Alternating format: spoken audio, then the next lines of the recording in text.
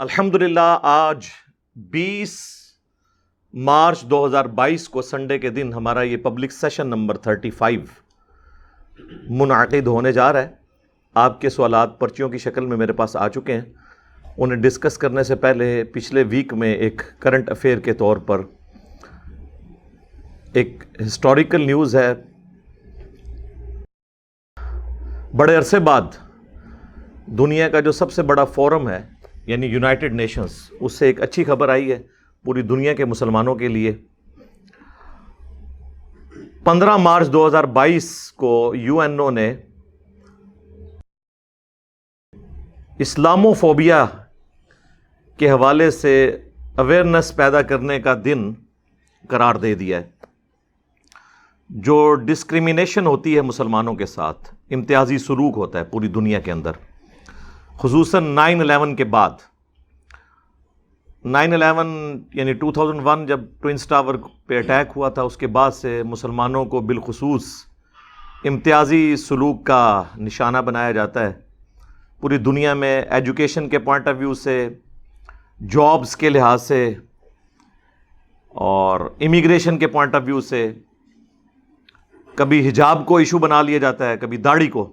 یہ ساری چیزیں مسلسل پچھلے 20 سال سے چل رہی تھیں اور اس کے لیے مختلف اوقات میں آواز اٹھائی گئی، لیکن یہ پہلی دفعہ ہوا ہے کہ یو این او نے اسے ایکسیپٹ کیا ہے۔ پاکستان نے OIC جو 57 اسلامک کنٹریز کی آرگنائزیشن ہے، اس کے بہاف کے اوپر قرارداد پیش کی، اور اس میں 8 اور ملک بھی شامل تھے جن میں رشیا اور چائنا، جس نے سپورٹ کی۔ کچھ ملکوں نے اس کی مخالفت تو نہیں کی، لیکن ریزرویشن کا اظہار کیا ہے، جو کسی حد تک درست ہے۔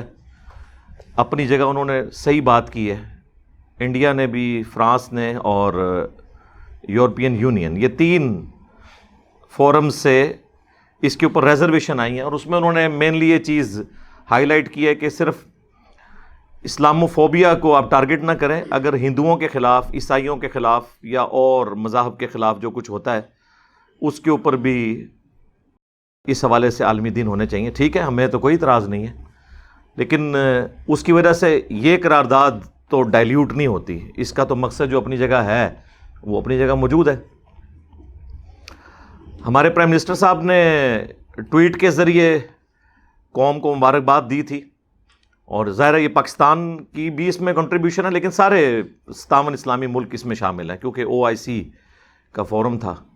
پاکستان چونکہ قرارداد پیش کرنے والا تھا، منیر اکرم صاحب UN میں پاکستان کے مستقل، آپ سمجھ لیں، ایک ممبر کے طور پر ہیں، مندوب کے طور پر، انہوں نے یہ پوری ریزولوشن پیش کی۔ وہ اگر کسی کو شوق ہے تو پاکستان کا جو سب سے کریڈیبل اخبار ہے آل اوور دا ورلڈ مانا جاتا ہے، ڈان، جو بانی پاکستان محمد علی جناح رحمہ اللہ تعالی کی سرپرستی میں سارا یہ سلسلہ اس وقت سٹارٹ ہوا تھا، اس میں آپ 16 مارچ 16 مارچ 2022 کا اگر آپ ڈان اخبار پڑھ لیں تو آپ کو پوری اس ریزولوشن کی تفصیلات مل جائیں گی کہ اس کے اندر کیا کیا چیز انہوں نے پریزنٹ کی ہے، اور پھر وہ پوری کارروائی جو یونائٹڈ نیشن کی جنرل اسمبلی میں ہوئی ہے وہ تفصیل کے ساتھ انہوں نے اس کے اندر لکھی ہوئی ہے۔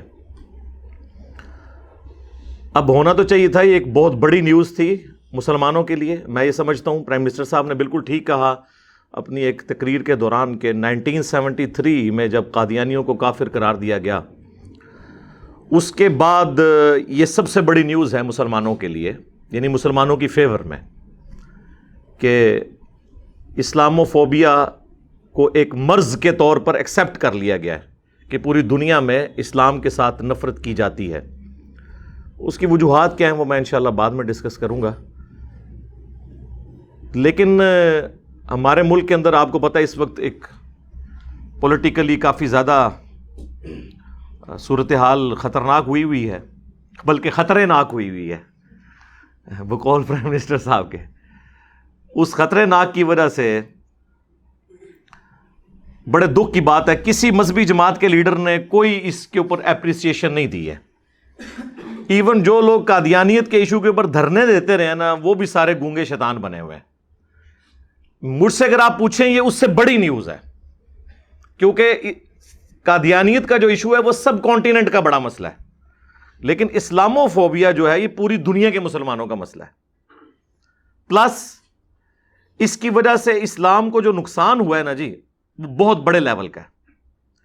اس کو ہم علمی طریقے سے حل بھی نہیں کر سکتے. قادیانیت کو تو ہم نے علمی طریقے سے ایڈریس کیا، ہم اپنی ینگ جنریشن کو ختم نبوت کے حوالے سے ایجوکیٹ کرتے ہیں، اللہ کا شکر ہے، اور اس پلیٹ فارم سے تو واقعی ختم نبوت کی خدمت ہوئی ہے.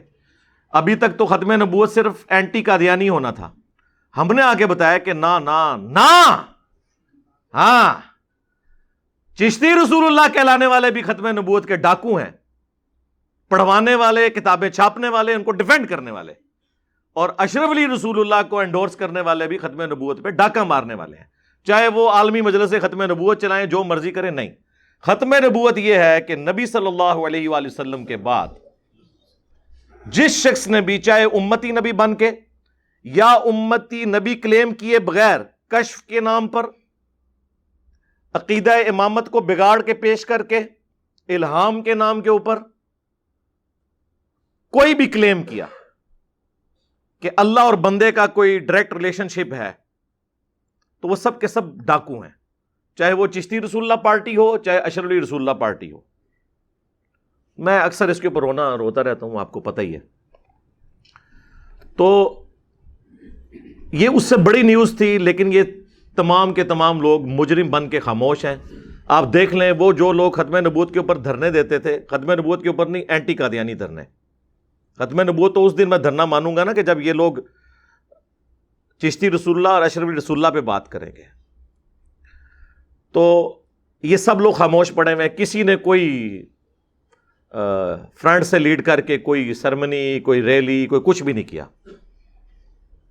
اسی طریقے سے ہمارے جو پولیٹیکل لیڈرز ہیں بڑے بڑے بریلویوں میں، انس نورانی صاحب جو شاہ نورانی صاحب کے صاحبزادے ہیں، ان کی طرف سے بھی کوئی ایسی چیز نہیں آئی سامنے. نہ دیوبند میں جو فرنٹ سے ان کے بڑے لیڈر ہیں مولانا فضل الرحمان صاحب، ان کی طرف سے بھی کوئی ورڈکٹ نہیں آئی ہے. تو پھر تو ہمیں وسوسے ہی آتے ہیں اس حوالے سے کہ یہ لوگ واقعتاً مذہب کو اپنی ذاتی گینز اور پولیٹیکل ایجنڈے کے طور پر ہی استعمال کرتے ہیں. اس کے لیے بھی کریں تو ہمیں کوئی حرج نہیں ہے، اس کے لیے ہی نہ کریں. وہ تو پولیٹیکل ایجنڈے کے لیے مذہب کو تو سارے لوگ یوز کرتے ہیں. یہ بھی موجودہ پرائم منسٹر جب سے آئے ہیں ریاست مدینہ کا نام لے رہے ہیں، تو کر رہے تو یہ بھی ہیں، لیکن پریکٹیکلی ریاست مدینہ کی لینگویج، ریاست مدینہ کے وعدے، ان وعدوں کی خلاف ورزیوں کو یو ٹرن کا نام دینا، یہ ساری چیزیں ہمارے سامنے ہے تو سارے ہی اس امام کے اندر ننگے. لیکن بہرحال جس کی جو اچھی چیز ہے وہ تعریف کرنی چاہیے. اس پلیٹ فارم سے اگر ہم گورنمنٹ کی غلط پالیسیز کو کرٹیسائز کرتے ہیں، تو پرائم منسٹر صاحب کے اوپر جب گستاخ صحابہ کا فتویٰ لگا، صرف میں نے ڈیفینڈ کیا تھا کہ یہ آپ لوگ غلط الزام لگا رہے ہیں. اس کے بعد گستاخ رسول کا فتویٰ لگا، صرف ہم نے ڈیفینڈ کیا. باقی سب کے سب لوگ، ان کے ساتھ کے جو سپورٹر علماء ہیں وہ بھی خاموش رہے، کسی کی جرت نہیں ہوئی کہ سامنے آئے. لیکن جہاں کہیں پہ غلطی ہم نے دیکھی ہے، ہائی لائٹ کی ہے، اور یہ پازیٹیو چیز ہے، ہمیں سپورٹ کرنا چاہیے کہ یہ بہت بڑی ایک کنٹریبیوشن ہے اس حوالے سے. اور اب وہ یو این او کی آرگنائزیشن نے جو ریزولوشن پاس کی ہے، اس کے جو 4 بڑے بڑے پوائنٹس تھے، ان میں پہلا پوائنٹ یہ تھا کہ اسلاموفوبیا کے اوپر پوری دنیا میں اویئرنیس کی جائے گی 15 مارچ کو ہر سال. جس طرح 8 مارچ عورتوں کا عالمی ڈے منایا جاتا ہے نا، 8 مارچ ہی ہم سب کو یاد ہے. تو پاکستان کے اعتبار سے تو 23 مارچ بہت اہم ہے. 1940 بیسیکلی وہ 22 مارچ تھا، بہرحال اب چونکہ 23 مارچ ہو چکا ہے تو اس لیے ہم اسے ایکسیپٹ کر لیتے ہیں. تو یہ 23 مارچ کا دن یوم پاکستان کے طور پر قرارداد پاکستان لاہور کے اندر پاس ہوئی تھی، تو وہ اس اعتبار سے بھی اہم دن تھا. بل یہ 15 مارچ جو ہے یہ انشاءاللہ ہر سال، اس میں پہلی چیز یہ ہے کہ اویئرنیس اسلاموفوبیا کے حوالے سے ہوگی کہ دنیا میں واقعی اس کو مرض کے طور پر مانا جائے کہ مسلمانوں سے نفرت کی جاتی ہے. دوسرا اس میں جو چیز تھی وہ تھی کہ رنگ، نسل اور مذہب کی بنیاد کے اوپر کسی میں فرق نہ کیا جائے۔ نمبر 3، بین المذاہب ہارمنی کریٹ کی جائے، یعنی سارے مذاہب جو ہے ایک دوسرے کا احترام کریں۔ اور نمبر 4 یہ تھا کہ ہیومن ڈگنیٹی میں سب کے سب لوگ برابر ہیں، اور اس اعتبار سے دنیا میں یونٹی ڈائیورسٹی کے اندر آنی چاہیے۔ تو میرا خیال ہے ان پوائنٹس کے اندر جو انڈیا کی طرف سے اعتراض اٹھایا گیا تھا کہ باقی ریلیجن کو بھی کور کیا جائے، تو آلموسٹ انڈائریکٹلی تو کور ہے۔ ظاہر بائی نیم تو نہیں ہو سکتا، اس کی وجہ یہ ہے کہ جب ریزولوشن اسلامو فوبیا کے اوپر ہے تو پھر اس میں اسی چیز کا ہی ڈومیننٹ ذکر ہوگا نا، جس طرح بیولوجی کی کتاب کے اندر اب میتھ کا ذکر تو اتنی تفصیل کے ساتھ نہیں ہو سکتا نا، ٹاپکس ہی الگ ہے، اگرچہ روح ایک ہے دونوں کی، چاہے اینٹی ہندو یا اینٹی کرسچینٹی یا کسی اور مذہب کے خلاف کوئی دنیا میں ریونج پایا جاتا ہو خام خواہ۔ میں نے تو اس پلیٹ فارم سے درجنوں دفعہ یہ کہا ہے کہ ہٹلر نے جو کچھ یہودیوں کے ساتھ کیا انسانی تاریخ کا سب سے بڑا ظلم تھا۔ اسلام میں کسی صورت اس چیز کی اجازت نہیں کہ آپ کسی انسان کو ناحق قتل کریں۔ ہم اس حوالے سے ہٹلر کو بھی کنڈیم کرتے ہیں، اور دنیا کی کوئی عدالت ہٹلر کو سزا نہیں دے سکتی کہ اسے 60 لاکھ دفعہ یا محتاط اندازے کے مطابق 6 لاکھ یہودیوں کے قتل میں 6 لاکھ دفعہ پھانسی دے، لیکن اللہ تعالیٰ اس چیز پر قدرت رکھتا ہے کہ 6 لاکھ دفعہ اسے زندہ کر کے ہر یہودی کے بدلے ایک دفعہ اسے قتل کیا جائے۔ اور یہ ہمارے لوگ یہاں پہ بڑا خوش ہو جاتے ہیں، جی یہودیوں نے چن چن کے مارے سن۔ آپ کو پتہ ہے کیوں مارے تھے؟ صرف ایک وجہ سے کہ یہودی پریکٹسنگ ہے اپنے ریلیجن میں، وہ یہ سمجھتے تھے کہ یہ مس فٹ ہیں اس ماڈرن دور میں، داڑیاں رکھتے ہیں اور اسی طریقے سے گاڈ کے ماننے والے ہیں۔ ہمارا علمی اختلاف اپنی جگہ ان سے۔ جو کچھ 9/11 کے بعد مسلمانوں کے ساتھ ہو رہا ہے نا، کہ یہ پریکٹسنگ ہے، یہ مس فٹ ہیں یورپ میں اور امریکہ کے معاشرے میں، یہی کچھ اس وقت یہودیوں کے بارے میں کانسیپٹ تھا، اس وجہ سے ان کا صفایا کیا گیا ہے۔ یہ ذہن میں رکھیے گا۔ تو ہم کس طرح اس چیز کو سپورٹ کر سکتے ہیں؟ دوسری طرف تو ہم پوری دنیا کو یہ سناتے ہیں کہ جی قرآن حکیم میں اللہ تعالیٰ نے سورۃ المائدہ کی 32 نمبر آیت میں فرمایا ہے کہ جس شخص نے بھی کسی ایک انسان کو بھی ناحق قتل کیا گویا پوری انسانیت کا قتل ہے، سوائے 2 ایکسیپشنز کے، یا فساد فی الارض کر رہا ہو یا قتل کے بدلے قتل۔ بس یہ 2 وجوہات ہیں کہ آپ کسی کو قتل کر سکتے ہیں، وہ بھی جوڈیشری کے تھرو۔ اس کے علاوہ آپ کسی انسان کو قتل نہیں کر سکتے، مسلمان نہیں، انسان۔ اور ساتھ ہی پھر آیا کہ جس نے ایک انسان کی جان بچائی گویا اس نے پوری انسانیت کو بچا لیا۔ اور اس کا کلائمیکس وہ سورۃ البقرہ کی آیت نمبر 179 ہے، وَلَكُمْ فِي الْقِصَاصِ حَيَاةٌ يَا أُولِي الْأَلْبَابِ لَعَلَّكُمْ تَتَّقُونَ۔ انسانیت کی زندگی چھپی ہے قتل کے بدلے قتل یعنی قصاص میں، تاکہ تم ڈر سکو، نصیحت حاصل کر سکو۔ یعنی اسلام کہتا ہے کہ قتل کے بدلے قتل ہونا چاہیے، دیت اگرچہ جائز ہے، سورۃ النساء میں آئی، لیکن یہ ڈسکریج ہے، معاشرہ قائم نہیں رہ سکتا۔ احترام جان، احترام مال، یہ 2 چیزیں ہیں جس کے اوپر معاشرہ چلتا ہے۔ جو مولا علی علیہ السلام کا قول ہے کہ کوئی معاشرہ بغیر دین کے، بغیر مذہب کے تو چل سکتا ہے، بغیر انصاف کے نہیں چل سکتا۔ اور انصاف 2 چیزوں کا نام ہے، احترام جان اور احترام مال، اس میں ہی ہر چیز آ جاتی ہے، اور اس کو انشور کرتی ہے جوڈیشری، یہ اس کا کام ہوتا ہے۔ کسی عام آدمی نے قانون کو ہاتھ میں نہیں لینا ہوتا۔ تو اس موقع کے اوپر بجائے ہمارے پولیٹیشنز یا ہمارے مذہبی جماعتوں کے جو لیڈرز ہیں اسے اپریشیٹ کرتے، وہ اپنے ان چکروں میں پڑے ہوئے ہیں۔ میرا پوائنٹ آف ویو تو بالکل کلیئر ہے۔ میرے نزدیک تو کم از کم پاکستان میں 5 دفعہ اسمبلیاں اپنی مدت پوری کریں، اور اس طریقے سے نہیں جس طرح یہ لولے لنگڑے طریقے سے ہوا پہلے بھی اور اب بھی ہونے جا رہا ہے۔ موقع دیں، عوام کو یہ فیصلہ کرنے دیں کہ انہوں نے کس کو ووٹ ڈالنی ہے۔ انشاءاللہ یہ 5 دفعہ یہ چلیں گی اسمبلیاں، یہ سارے کے سارے معاملات بہتر ہو جائیں گے۔ اس سے برے حالات تھے یورپ کے اندر آج سے 200-250 سال پہلے، لیکن انہوں نے صبر و استقامت کے ساتھ معاملات چلائے ہیں۔ آج ہم ان معاشروں کی مثالیں دیتے ہیں۔ تو چاہے پچھلے جو پرائم منسٹر تھے نواز شریف صاحب، ان کو جس طریقے سے عدلیہ کے تھرو گورنمنٹ سے الگ کیا گیا اور ایک ہنستے بستے ملک کو ایک اندھیرے میں دھکیل دیا گیا، اکانومی آپ دیکھیں کس طرح کولیپس کر گئی۔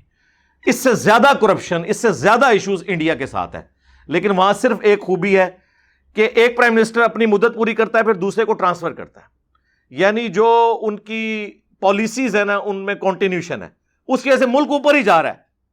33% سیاستدان ہیں جو کرپشن میں ڈوبے ہوئے ہیں، ملک اوپر جا رہا ہے اس وجہ سے کہ کنٹینیوٹی ہے. دنیا کو اعتبار ہے کہ یہ پرائم منسٹر جائے گا نا، اگلا آئے گا نا، تو یہ نہیں ہوگا کہ معاہدے توڑ دیے جائیں، وہ اسی طریقے سے چلتے رہیں گے. اور ہمارے ملک کے اندر تو کوئی پتہ نہیں. تو جس طرح ہم اس چیز کو غلط سمجھتے ہیں، یہ ابھی بھی جو کچھ یہ تماشا ہو رہا ہے نا، یہ غلط ہے. اور میں کہتا ہوں یہ پاکستانی عوام کے اوپر اب امتحان ہے کہ ان کی شکلیں نوٹ کر لیں. جن لوگوں نے اپنی وفاداریاں بدلی ہیں نا، یہ وہی لوگ تھے جنہوں نے نواز شریف صاحب سے وفاداریاں بدل کے تو عمران خان صاحب کے ساتھ ہوئے تھے. اس وقت تو آپ کو یہ اچھے لگ رہے تھے نا، اب آپ کو برے لگ رہے ہیں. ہمیں اس وقت بھی برے لگ رہے تھے، اب بھی برے لگ رہے ہیں. ٹھیک ہے، بہرحال آپ نے ذلت کاٹ کے اس چیز کو سمجھایا.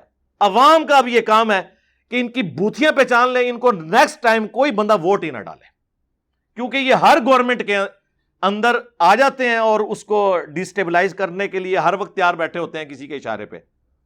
اور وہ زیادہ تر اشارے اندر سے ہی ہوتے ہیں. ہم اٹھا کے اسے کبھی امریکہ کے اور یورپ کے کھاتے میں وہ ایڈے ویلے نہیں بیٹھے تو اڈے ہوتے سوچتے رہن.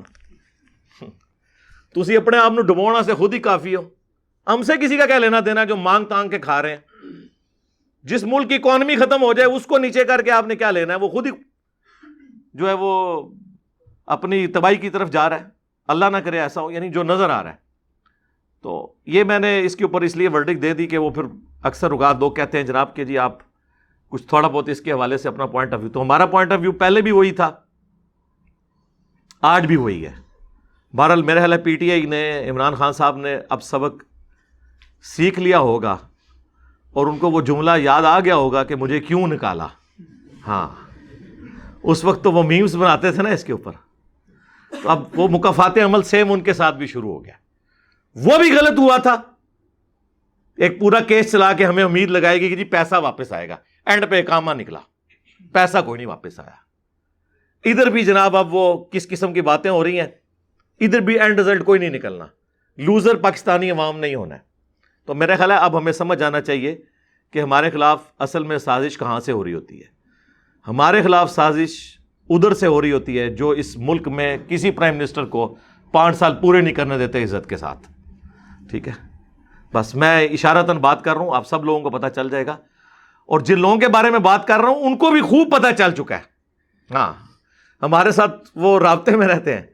لیکن ظاہر ہے کہ وہ اعلانیہ طور پہ تو اپنے بزرگوں کی اب غلطیوں پہ کس طرح معافی مانگ لے عوام سے. وہ تو پھر ہمارے پرائم منسٹر صاحب بھی جا کے تو جگہ جگہ معافیاں مانگتے رہے ہیں کہ ہم نے یہ بھی غلط کیا، یہ بھی غلط کیا، وہ بھی غلط کیا. تو بہرحال یہ بھی جو کچھ ہو رہا ہے، میں نے آپ کو بتایا، میں نے 2-2.5 سال پہلے جب عمران خان صاحب کی گردن میں سریا تھا، کوئی سوچ بھی نہیں سکتا تھا کہ یہ بندہ جو ہے وہ ایک ایک سیٹ کے پیچھے لوگوں کو جا کے ملے گا. میں نے اس وقت بھی کہا تھا کہ آپ پہ برا وقت آئے گا، اور جب آیا ہم آپ کے ساتھ کھڑے ہوں گے آئین کی وفاداری کے لیے. تو آپ دیکھ لیں میں نے اپنا وعدہ پورا کر دیا، میں نے اپنی ورڈکٹ دے دی ہے کہ جو کچھ ہو رہا ہے غلط ہو رہا ہے، بالکل غلط ہو رہا ہے. ہم اسے سپورٹ نہیں کرتے، لیکن عمران خان صاحب بھی ذرا ہمت کریں کہ جو کچھ انہوں نے کنٹینر کے اوپر کیا اور جس طریقے سے پچھلی حکومت ہٹائی گئی وہ بھی اسی لیول کا جرم تھا، اور اس کی سزا دنیا میں ان کو بھی ملنے جا رہی ہے. باقی سزا نہ اس کو ملی نہ ان کو ملنی ہے، سزا ہم لوگ کاٹ رہے ہیں.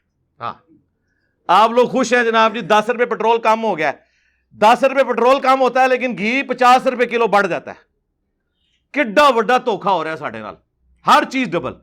مجھے تو ابھی کل وہ میں نے کتابیں بک کرائی ہوئی تھی اکیڈمی کے لیے، تو بتانے لگے وہ کاغذ کا وہ جو ایک رم یہ فوٹو کاپی کے لیے استعمال ہوتا ہے وہ 340 سے 750 پہ چلا گیا ایک ہفتے کے اندر. تو سر ہم نے یہ 10 روپے پیٹرول اور ڈیزل کے کام ہونے کو چاٹنا ہے، جب اینڈ رزلٹ یہ ہے کہ پہلے تو چیزیں 2 روپے 5 روپے 10 روپے بڑھتی تھیں، اب 2 ٹائمز 3 ٹائمز بڑھتی ہیں. تو اس پیٹرول نو گھٹ کرنے اسی چٹنا ہے. تسی پیٹرول ودا دیو یار، 50 روپے اور ودا دیو، پر چیزاں نو ایک جگہ سٹیبل رہن دو. جن کی تنخواہیں آج سے 5 سال پہلے لاکھ روپے تھیں آج بھی لاکھ روپے ہی ہیں، لیکن اس کی ورث جو ہے نا وہ 50,000 پہ آ گئی ہے. یہ ملک کی صورتحال بنی ہوئی ہے اور ہم لوگ جو ہے نا وہ ان چکروں میں پڑے ہوئے ہیں. بہرحال اسلامو فوبیا کے حوالے سے پرائم منسٹر جو ہے مبارکباد کے مستحق ہیں، اور صرف ہمارے پرائم منسٹر نہیں، باقی سارے اسلامی ملک جنہوں نے کمبائنڈ اس کو سپورٹ کیا، اور 8 ایسے ملک جن میں top of the list Russia اور چائنا جنہوں نے اس کو سپورٹ کیا. ہم سب کا شکر ادا کرتے ہیں کہ انہوں نے اس حوالے سے مسلمانوں کے اس مقدمے کو ایکسیپٹ کیا. اب آ جائیں اس طرف کہ یہ وجوہات کیا ہیں اسلاموفوبیا کے حوالے سے جو پوری دنیا کے اندر ایک چیز پائی جاتی ہے مسلمانوں کے خلاف. میرے نزدیک اس کی 2 بڑی وجوہات ہیں. نمبر 1 یہ ہے کہ Islam is the only practising religion on the face of earth. اسلام ہی صحیح معنوں میں پریکٹسنگ ریلیجن ہے آج کی دنیا میں بھی، اس دنیا پہ. ہاں، اور اسی وجہ سے اسلام is the fastest growing religion ان امریکہ اور یورپ. گرجے کنورٹ ہو رہے ہیں مسجدوں میں، کولڈ وار مسلمان ون کر رہے ہیں. کتنی بڑی بات ہے.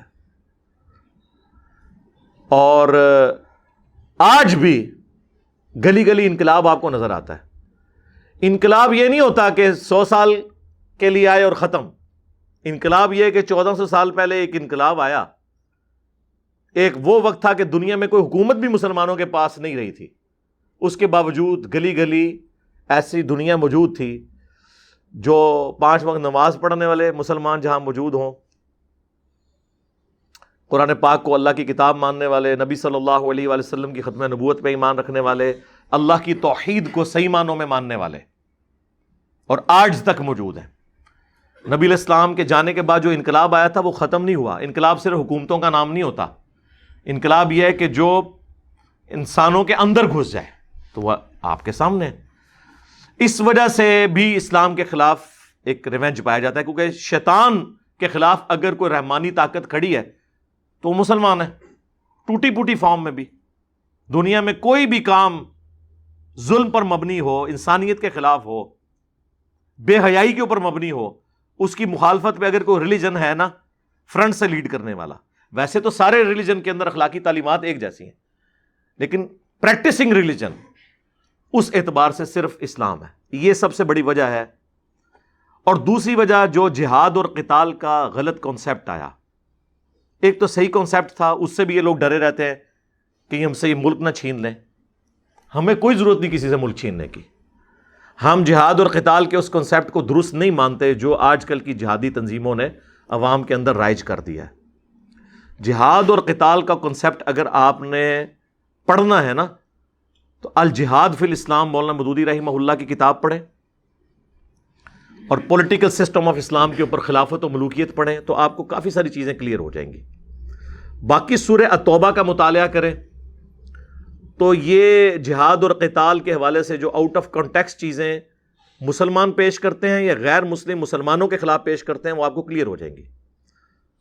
واضح طور پر اللہ تعالیٰ نے سورۃ البقرہ کی آیت نمبر 256 میں فرمایا، آیت الکرسی سے اگلی آیت ہے، لا اکراہ فی الدین قد تبین الرشد من الغی. دین قبول کرنے کے معاملے میں کوئی جبر نہیں ہے. بے شک اللہ تعالیٰ نے ہدایت کو گمراہی سے الگ کر دیا ہے. جس کی مرضی ہے وہ ہدایت قبول کرے، جس کی مرضی نہ کرے. کسی کو جبرن اسلام میں داخل نہیں کیا جا سکتا.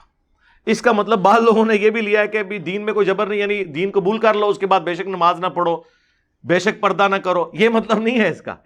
جس نے ونس قبول کر لیا پھر اس نے اپنے اوپر اس کو لاگو کرنا ہے. جس طرح جو شخص جب تک فوجی نہیں بنا ہوا اس پہ کوئی جبر نہیں ہے فوج کی وردی پہننے کا، لیکن جب وہ فوج میں بھرتی ہوگا پھر اسے وردی پہننی پڑے گی. گن پوائنٹ پہ کسی کو فوج میں بھرتی نہیں کیا جائے گا.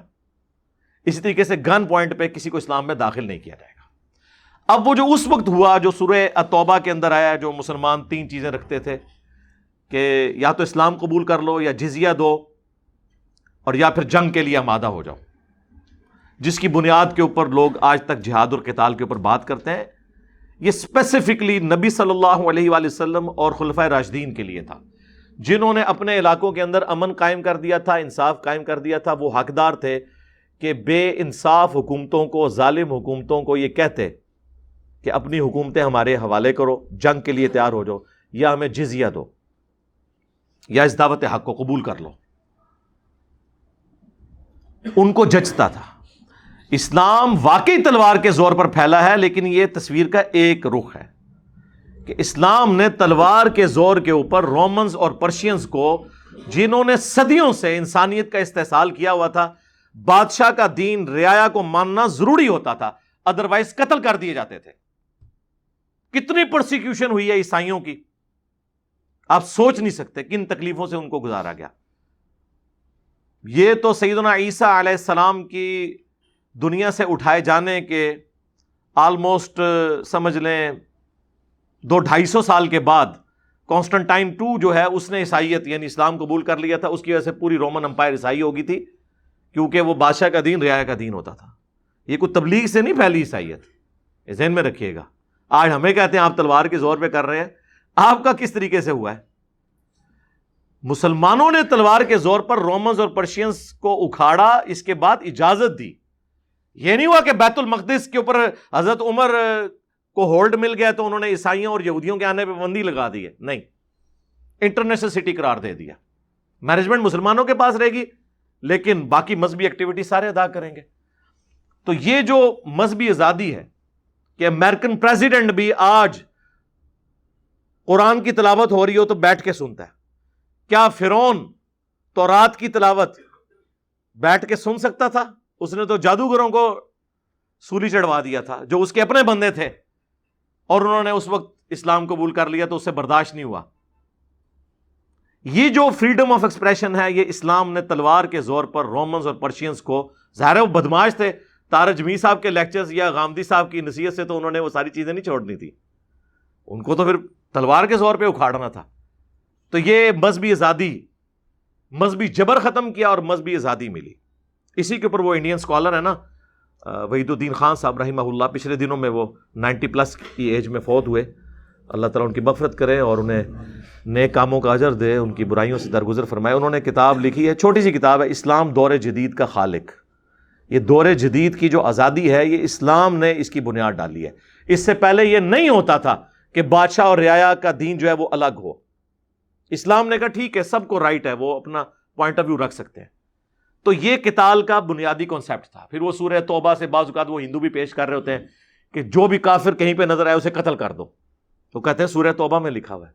بھئی سورہ توبہ آپ خود بھی کھول کے پہلے تو مسلمان پڑھیں نا، ایجوکیٹ ہوں، کہ یہ دنیا کے ہر کافر کے بارے میں نہیں تھا، یہ ان کافروں کے بارے میں تھا جنہوں نے اپنی جان بخشی کروائی تھی نبی علیہ السلام کے ساتھ، ایک معاہدہ کر کے، ٹریٹی کر کے، حالانکہ وہ اس وقت بھی قابل تھے کہ انہیں ظلم کے بدلے میں قتل کیا جاتا، لیکن نبی علیہ السلام نے پاور میں ہوتے ہوئے ایکسیپٹنس کر لی تھی صلح حدیبیہ کے موقع پر۔ تو وہ ٹریٹی جب ان کی طرف سے ٹوٹی تو پھر کہا گیا کہ ان کافروں کو قتل کیا جائے گا۔ یہ نہیں ہے کہ دنیا کے ہر کافر کو قتل کر دیا جائے، ایسے تو ہو نہیں سکتا۔ اللہ نے اگر انہیں رزق دیا ہوا ہے تو ہم ان سے کیا ان کی جان چھین لیں گے؟ ایسی کسی چیز کو بھی اسلام سپورٹ نہیں کرتا۔ باقی جو بنو امیہ اور بنو عباس یا سلطنت عثمانیہ کی جتنی ایکسپینشنز ہیں، جو آپ کو وہ ارطغرل ڈرامے میں جو کچھ دکھا رہے ہیں، یہ ایک سپر پاور کی ایکسپینشن ہے، اس کا اسلام سے کوئی تعلق نہیں۔ ہاں یہ حکمران مسلمان تھے، دیٹس آل۔ اب میں خود مغلیہ خاندان سے تعلق رکھتا ہوں تو مجھے کتے نے کاٹا ہوا ہے کہ میں جلال الدین اکبر کی جو بادشاہت ہے اسے انڈورس کر دوں، صرف اس بنیاد پہ کہ وہ ایک مغل بادشاہ تھا، ہندو عورتوں سے بھی اس نے شادی کی ہوئی تھی، اپنے ہی مذہب کا حلیہ اس نے بگاڑ کے پیش کیا ہوا تھا، لیکن دنیا دور میں ایک اس کو کامیاب حکمران کے طور پر مانا جاتا ہے کہ 12 سال کی عمر میں وہ حکمران بن گیا اور 70 سال تک وہ حکمرانی اس نے انجوائے کی ہے۔ لیکن وہ مسلمانوں کی حکومت تھی، اسلامی حکومت تو وہ کوئی نہیں تھی۔ باقی سلطنت عثمانیہ جس کا رونا ہمارے ڈاکٹر اسرار صاحب رحمہ اللہ روتے تھے یا اوریہ مقبول جان صاحب، تو یہ ذرا بتائیں نا کہ یہ ان کے حکمران کیسے تھے؟ 300 تو انہوں نے کنیزیں یہودیوں کی عیسائیوں کی اپنے حرم میں ڈالی ہوئی ہوتی تھیں۔ یہ میرا سلطان ڈرامہ میں نے تو نہیں دیکھا، لیکن مجھے جو بتایا گیا ہے وہ بالکل ٹھیک پریزنٹ کر رہے ہیں، یہی کچھ تھے یہ لوگ۔ چونکہ مسلمان تھے اس لیے ہم ان کے لیے ہمدردی کے جذبات رکھتے ہیں، ادروائز اسلامی حکومتیں تو وہ کوئی نہیں تھی، سیدھی سی بات ہے۔ تو جہاد اور قتال کا صحیح کانسیپٹ نہ ہونے کی وجہ سے بھی یہ کچھ ہوا، اسلاموفوبیا والا ایشو۔ اور ہم تو اپنے ملک کے اندر تو بھگت رہے ہیں، یہاں کے نان اسٹیٹ ایکٹرز، یہاں کی مذہبی جماعتوں میں جو دہشت گرد تنظیمیں ہیں، ایک تنظیم نے اسلام کی بنیاد کے اوپر دوسری تنظیم کے لوگوں کو قتل کیا، یہ آپ کے سامنے ہے۔ یہ تو ضرب عضب اور رد الفساد کے بعد کوئی سکون ہوا ہے، ادروائز پہلے آپ دیکھ لیں ضیاء الحق کے دور میں ریاستی اداروں کی سرپرستی میں ایسی تنظیمیں چل رہی تھیں اور ہمارے مینٹل ماڈلز تک بدل دیے. اور یہ پچھلے 8-10 سالوں میں تو آپ نے دیکھا ہے کس طریقے سے ٹوکے اٹھا کے پھرتے رہے ہیں لوگ. ٹوکے کے اوپر لکھا ہوا ہے لبیک یا رسول اللہ. اندازہ کریں. اچھا یہ ٹوکا اگر کسی کافر یا گستاخ کے اوپر چلتا، وہ بھی میدان جنگ میں، عام حالت میں نہیں، تو ہمیں خوشی ہوتی. یہ ٹوکے آج تک مسلمانوں پہ ہی چلے کیونکہ یہ ان کی اپروچ میں ہے. تو پھر میں اسی لیے کہتا ہوں کہ اب وما ارسلناک الا رحمۃ للعالمین، اور ہم محبوب صلی اللہ علیہ وآلہ وسلم ہم نے آپ کو نہیں بھیجا مگر رحمت بنا کر تمام جہان والوں کے لیے. اب یہ آیت مبارکہ کس ٹوکے کے اوپر آپ لکھیں گے؟ اگر دوسری طرف آپ اس قسم کے ٹوکے پھیلائیں گے آپ نے تو مسلمانوں کو ہی مار رہے ہوتے ہیں، مسلمانوں کے ساتھ ہی برا سلوک کر رہے ہوتے ہیں. تو یہ ہم نے بھگتا ہے. یہاں پر مذہبی تنظیموں کے ڈر کی وجہ سے لوگ یورپ اور امریکہ میں جا کے پناہ لیتے ہیں. اب ہم ان کو کیسے سمجھائیں کہ اسلام جو ہے امن کا دین ہے؟ تقریریں آپ بے شک کرتے رہیں، کوئی فرق نہیں پڑے گا. گراؤنڈ ریئلٹیز تو ہمیں پتہ ہے نا. یہ لائیو سیشنز کے اندر آ کے ہر دوسرا بندہ کہہ رہا ہے علی بھائی سیکیورٹی کا کچھ کریں، تو یہ تو ہمارے منہ کے اوپر تماچا ہے نا. یہی میں اگر امریکہ میں یورپ میں بیٹھا ہوتا تو مجھے کسی نے نہیں کہنا تھا کہ سیکیورٹی کا کچھ کرے. تو سرکار پھر اسلام تو وہاں پہ ہوا نا، عدل ہے نا. صفائی نصف ایمان ہے، یہ صحیح مسلم میں حدیث لکھی رہ گئی 534 نمبر. پریکٹیکلی یہ حدیث دیکھنی ہے یورپ اور امریکہ میں جا کے دیکھ لیں. امن بھی پریکٹیکلی دیکھنا ہے، وہیں پہ جا کے آپ دیکھ لیں. تو ہمیں لوگ مشورے دے رہے ہوتے ہیں لیکن یہ سوچتے نہیں ہیں اور پھر کہتے ہیں جی کوئی طریقہ بتائیں غیر مسلموں کو ہم اسلام کی طرف بلائیں. طریقہ میں تو دسنا وا دنیا جتنے عاشقان رسول نے نا ان واسطے دعا کرو کہ اللہ انہوں نے چوک لوے.